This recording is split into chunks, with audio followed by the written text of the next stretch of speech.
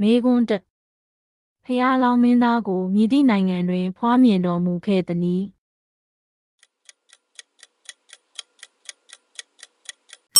နီပေါနိုင်ငံမေကွန်းနှင့်ဖျားလောင်းသည်မွေးဖွားပြီးချင်းခြေလန်းမည်မျှလှမ်းခဲ့သနည်း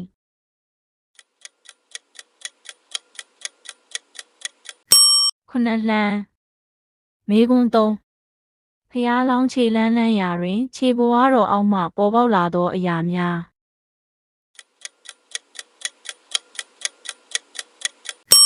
ကြာပန်း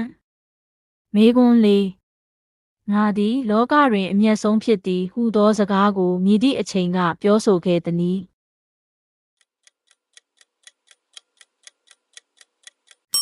မွေးဖွားပြီးချင်းမေကွန်းငါဖျားလောင်းမွေးဖွားပြီး9 ရက်အကြာတွင်မြည်သည့်အဖြစ်ဖြစ်ပေါ်ခဲ့သနည်း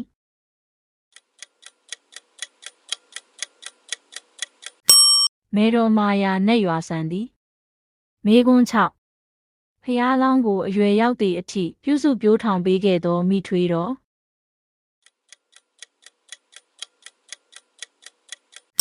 ဂေါရမီမေကွန်း9မေတော်မာယာသည်ပရိသန္တိနေစဉ်အိမ်မက်ထဲတွင်မြည်သည့်တိရစ္ဆာန်ကိုမြင်မက်ခဲ့သနည်း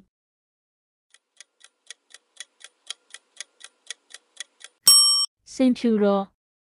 မေကွန်း8ဖျားလောင်းဤခမဲတော်တုတ်တော်ဒနမင်းကြီးသည်မြည်သည့်မျိုးနွယ်စုဘုရင်ဖြစ်သနည်း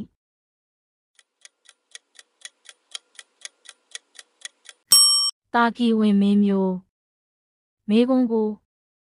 တိတ်တထဟုသောအမည်၏အဓိပ္ပာယ်မှာအဘယ်နည်း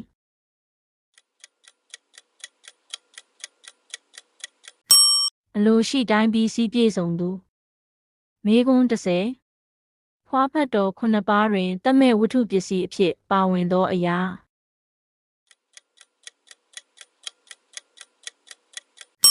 ရွှေအိုးကြီး4 လုံး